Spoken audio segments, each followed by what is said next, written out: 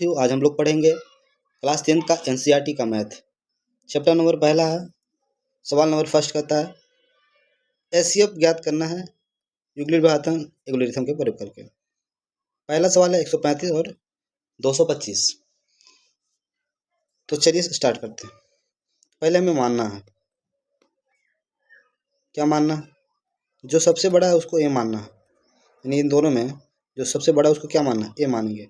तो ए होगा हमारे कितना 225 और छोटा वालों को बी मानना। बी बराबर हो गया हमारे कितना 135। सही है। एक काम करते हैं हम लोग ना, कॉपी में एक तरफ ड्रॉ करना है, दूसरी तरफ में उसका एल्गोरिथम को लिखते जाना है। सही है। तो इस तरफ आते हैं तो छोटा वाला हम लोग लगाते हैं, है ना, यानी कि 135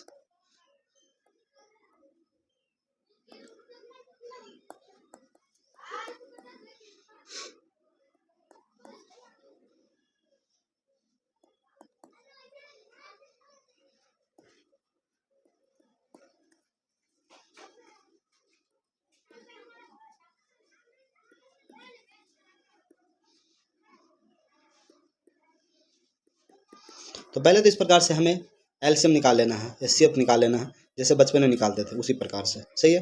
अब इसके बाद करना क्या है, यूक्लिड एल्गोरिथम का प्रयोग किस प्रकार से करना है, तो यहाँ पे आते हैं। तो देखो, तो यहाँ पे हमें सबसे पहले लिखना है यूक्लिड विभाजन एल्गोरिथम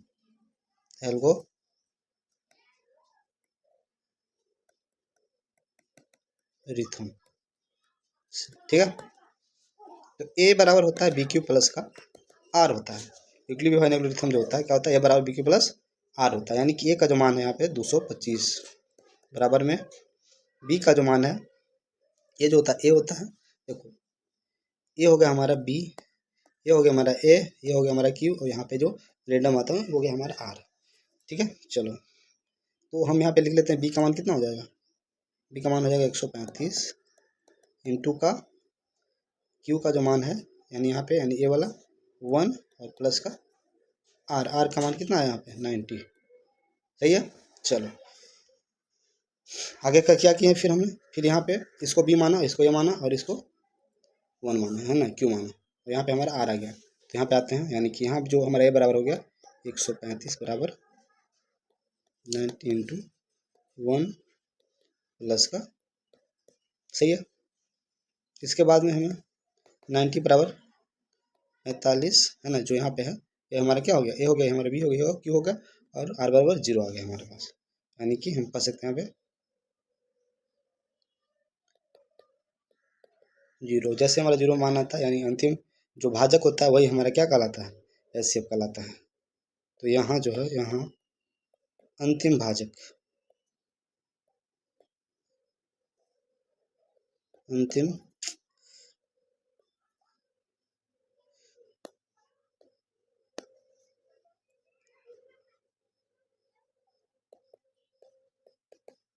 कितना अंतिम भाजक 45 है, यानी कि हमारा जो एचसीएफ हो जाएगा वो 45 हो जाएगा। ये हो गया हमारा आंसर। तो उम्मीद करते हैं आपको ये वीडियो समझ में आता होगा, तो आप चैनल को सब्सक्राइब कीजिएगा। ठीक है। मिलते हैं अगले वीडियो पे। पता है निम्नलिखित संख्याओं का एचसीएफ ज्ञात करें यूक्लिड विभाजन एल्गोरिथम का प्रयोग, मतलब क्वेश्चन क्या इसी का दूसरा है। तो हमें क्या पता है कि जो बड़ा वाला है उसको ए और जो छोटा है उसको क्या रखना है, बी रखना है, यानी कि हमारा यहाँ जो ए हो जाएगा वो हमारा कितना हो जाएगा, ठीक है, और बी का जो मान है, ठीक है। ओके, आते हैं हम लोग किस पे, यूक्लिड विभाजन एल्गोरिथम पे। सेम टू सेम वही नियम का जमाना है, यूक्लिड विभाजन एल्गोरिथम से। ठीक है। क्या होता है भाई, ए बराबर बी क्यू प्लस का आर होता है। तो इसको हमको निकालने से पहले हमें ये करना होगा, यहाँ पे तो छोटी संख्या से बड़ी संख्या में भाग देते हैं।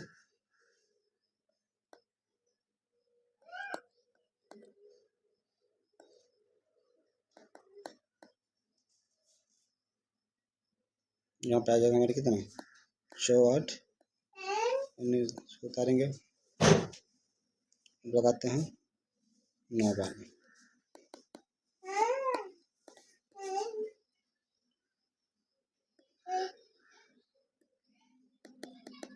इसको उतारेंगे यहाँ पे, अब लगाएंगे इसे कितने बार, 5 बार में, यानी हमारा यहाँ पे हो जाएगा, यानी कि हम कह सकते हैं कि हमारा यहाँ पे एक ही बार में बन गया, यानी कि 38।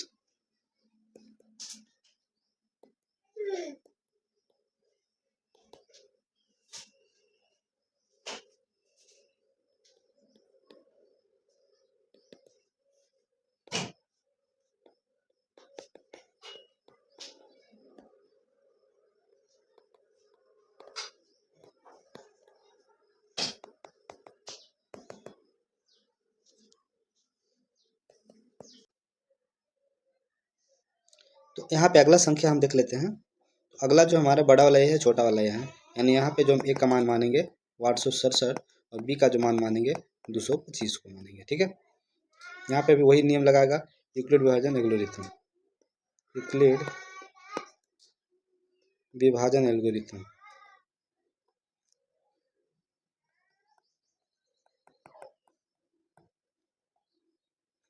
यूक्लिड विभाजन एल्गोरिथम से ना क्या होता है नियम भाई, तो नियम होता है ए बराबर बी क्यू प्लस आर हो जाता है।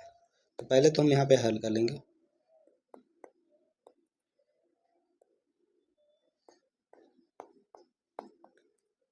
कितना बार लगेगा, द्वितीय 6 एक साथ 3 बार,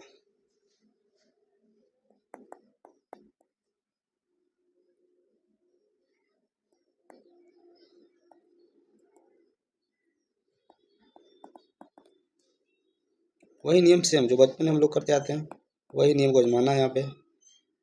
यहाँ पे कोई वैसा लोड नहीं है, ठीक है, यहाँ पे वैसा कोई लोड नहीं है, बस इस प्रकार से भाग विधि से बना लेना है,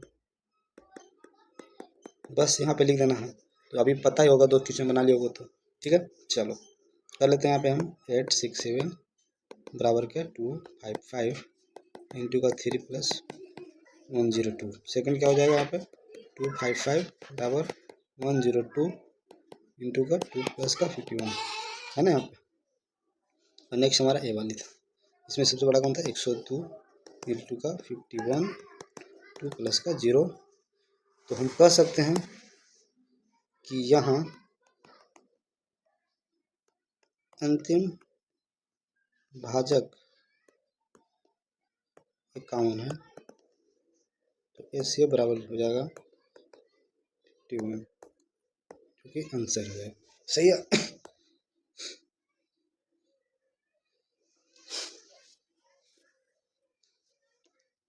अब आगे हमारे बीच में एक नया सवाल, सवाल क्वेश्चन नंबर 2 कहता है दर्शाएं कि कोई धनात्मक विषम पूर्णांक 6q प्लस 1 6q प्लस 3 और 6q प्लस 5 के रूप में होता है, जहाँ पे q का है एक पूर्णांक है, जहाँ पे q एक पूर्णांक है। ठीक है, चलो देखो हमें क्या पूछ रहा है, धनात्मक पूछ रहा है, क्या पूछ रहा है धनात्मक, यानी हम कह सकते हैं यहाँ पे कि माना कि,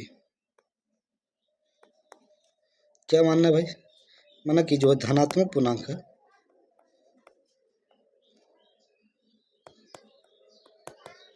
वो कोई भी एक रख लेते हैं, जैसे कि ए रख लेते हैं। ठीक है, तो हम कह सकते हैं कि यूक्लिड विभाजन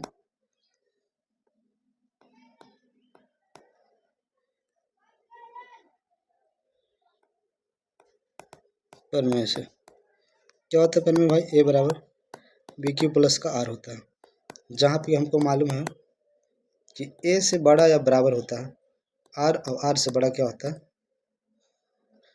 सॉरी 0 से बड़ा या बराबर आर, और आर से बड़ा क्या होता है बी हो जाता है। ठीक है, यानी कि जब हम क्या रखेंगे, आर के मान अगर हम रखेंगे कितना 0 रखते हैं, तो हमारे पास जो आ जाएगा 6q प्लस का 0 बराबर 6q हो जाएगा। अगर हम आर के मान 1 रखेंगे तो जो हमारा हो जाएगा 6q प्लस का 1 है ना।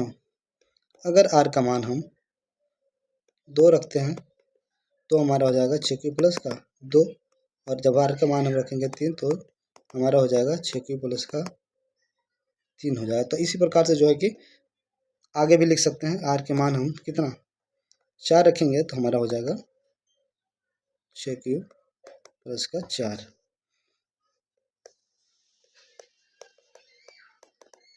तो आप यहाँ पे देख पा रहे होंगे कि जो हमारा जो मान है, दो कंडीशन आया यहाँ पे, सम और विषम। तो यहाँ पे कुछ मान जो है सम है और कुछ मान हमारा क्या हो जाएगा, विषम हो जाएगा। सही है। चलो, तो हमारे यहाँ पे क्या हो गया, आ गया। ठीक है, गुड। यानी कि हम कह सकते हैं कि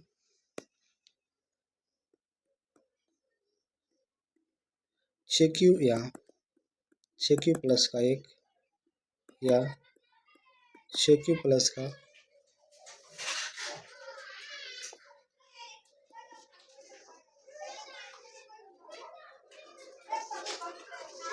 4, हाँ क्या है, धनात्मक गुण है।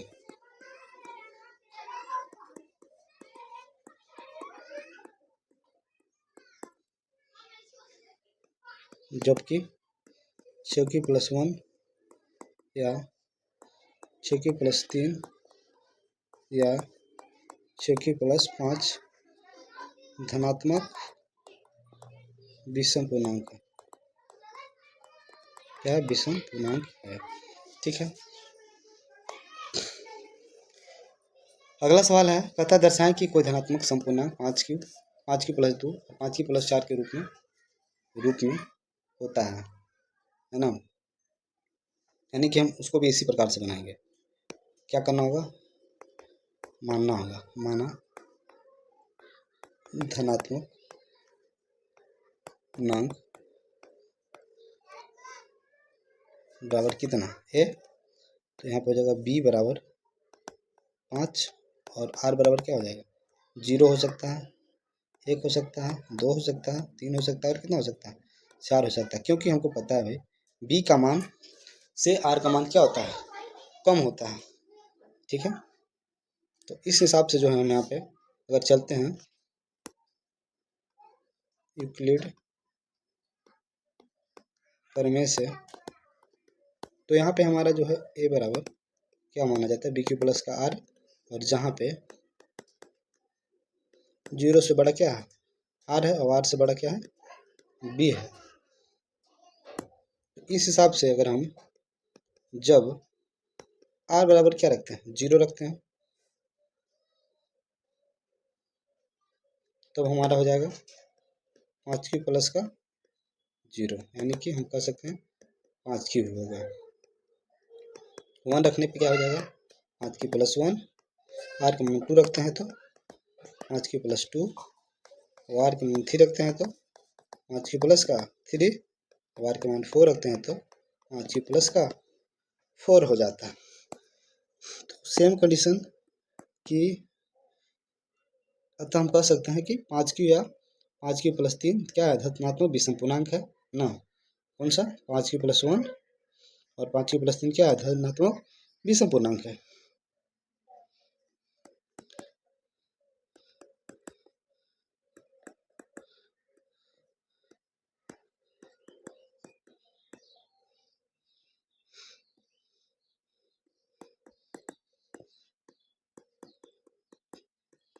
ठीक है, तो चलते हैं अगला वीडियो पे, मतलब है कि अगला क्वेश्चन की ओर। अगला क्वेश्चन है कि किसी परेड में 600 कितना 616 सदस्य वाली एक सेना आर्मी की टुकड़ी को 32 सदस्यों वाली आर्मी के बैंड के पीछे मार्च करना है। दोनों समूह को समान संख्या वाले स्तंभों को मार्च करना है। उन स्तंभों को अधिकतम संख्या क्या होगा जिसमें मार्च कर सकते हैं वो। ठीक है, तो देखो स्तंभों का जो अधिकतम संख्या निकालना होगा हमें, अगर स्तंभों का अधिकतम संख्या निकालना हो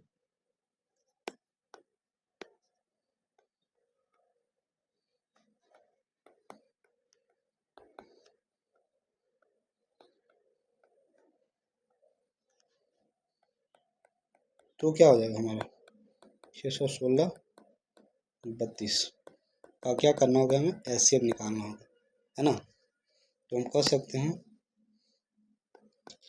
यहाँ जो है ए बराबर हमें लेना होगा बड़ा संख्या को 616 को, और बी बराबर जो होगा छोटी संख्या यानी कि 32 को लेना होगा, है ना।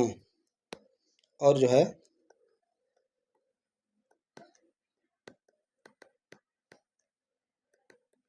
यूक्लिड एल्गोरिथम लगाते हैं। यहाँ पे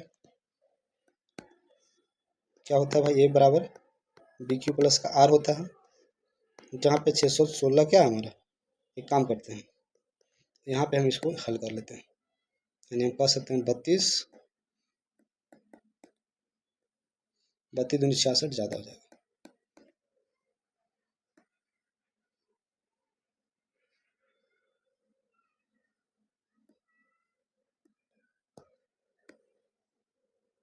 नौ बार में 288, इसको हम लोग क्या कर लेते हैं भाई, एक 16 हो जाएगा, 16 में से 8 गया 8, बाकी का समाप्त।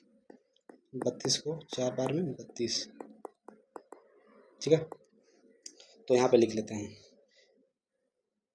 इस यहाँ पे जो हमारा हो गया मान 16 बराबर 32 गुने का 9 प्लस का 8, और 32 बराबर जो हो जाएगा हमारा 8 गुने का 4 प्लस का 0। यहाँ जो है, यहाँ अंतिम भाजक बराबर 8, यानी कि स्तंभों की संख्या कितनी हो जाएगी, 8 हो जाएगी। स्तंभों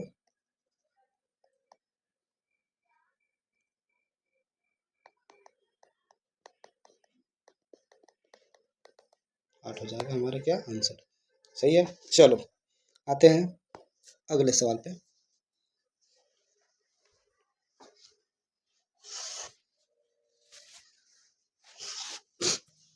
अगला सवाल कहता है यूक्लिड परिमेय के प्रयोग से दर्शाएं कि किस धनात्मक पूर्णांक का वर्ग किसी पूर्णांक m के लिए 3m प्लस के रूप में होता है। ठीक है, संकेत है, मान लीजिए कि x कोई धनात्मक पूर्णांक है, तब यह 3q प्लस 1 या 3q प्लस 2 के रूप में लिखा जा सकता है। इनमें से प्रत्येक का वर्ग कीजिए और दर्शाइए कि क्या 3m प्लस 1 के रूप में लिखा जा सकता है। यानी कि यहाँ पे हमें सेम काम करना होगा। माना कि क्या है, कोई धनात्मक पूर्णांक बराबर कितना a, इसलिए हम कह सकते हैं b बराबर 3 और r बराबर 0। जब b का मान 3 है तो r का मान कितना हो जाएगा, 0 हो जाएगा, 1 हो जाएगा और कितना हो जाएगा, 2 हो जाएगा।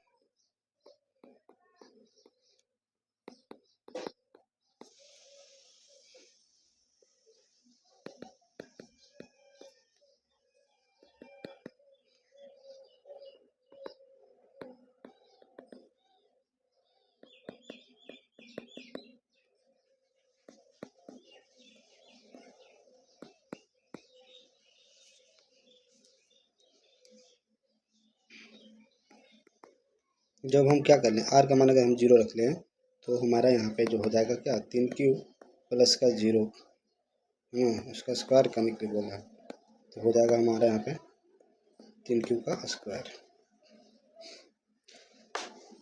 यानी कि हम कह सकते हैं 3 तरीके 9 क्यू स्क्वायर बराबर में 3 से ही 3 क्यू स्क्वायर, यानी कि 3m, जहाँ m बराबर हम कह सकते हैं 3q स्क्वायर हो जाएगा, है ना। ठीक है, यानी कि ठीक है। और अगर हम जब r का मान कितना रख लें, 1 रख लें, तो इस कंडीशन में जो हमें है 3q प्लस का 1 का क्या हो जाएगा, स्क्वायर हो जाएगा। यानी कि हम कह सकते हैं 3 तरीके 9।